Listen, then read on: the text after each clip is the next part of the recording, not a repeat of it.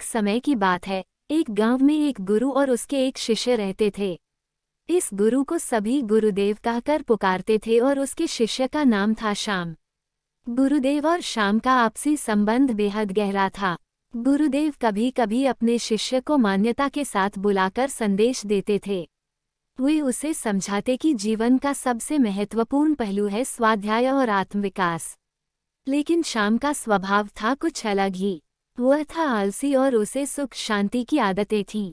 उसका ध्यान अक्सर विचारों में खो जाता था और वह अपने कामों को कल पर छोड़ देता था।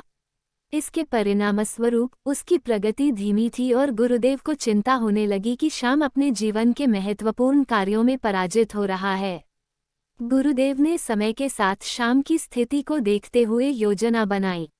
एक दिन वो श्याम के पास गई और उसे काले पत्थर का एक टुकड़ा दिया। गुरुदेव ने कहा, श्याम, मैं तुम्हें ये जादुई पत्थर देता हूँ।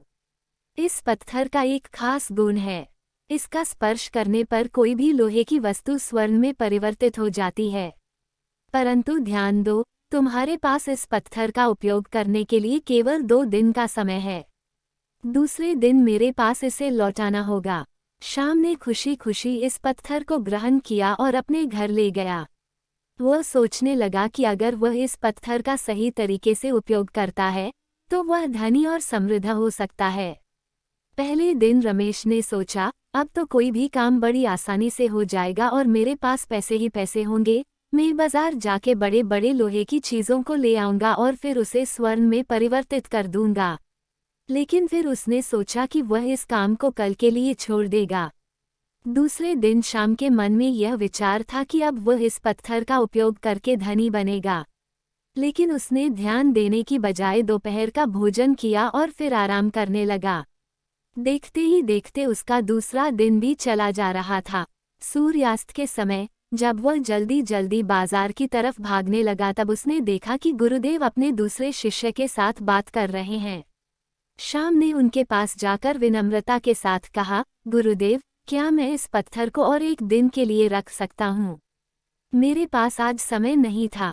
गुरुदेव ने मुस्कराते हुए कहा, श्याम, तुम ये टुकड़ा और 1 दिन के लिए नहीं रख सकते हो। मैंने तुम्हें पहले ही बताया था कि तुम्हें मुझे 2 दिन के बाद ये टुकड़ा वापस देना पड़ेगा। श्याम के बहुत मनाने के बावजूद भी उसके गुरुदेव नहीं माने। श्याम ने गुरुदेव के संदेश को समझ लिया।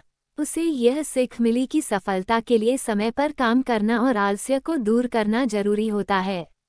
उसने निश्चय किया कि वह आलस्य को त्याग कर अपने लक्ष्यों की प्राप्ति के लिए प्रतिबद्ध रहेगा।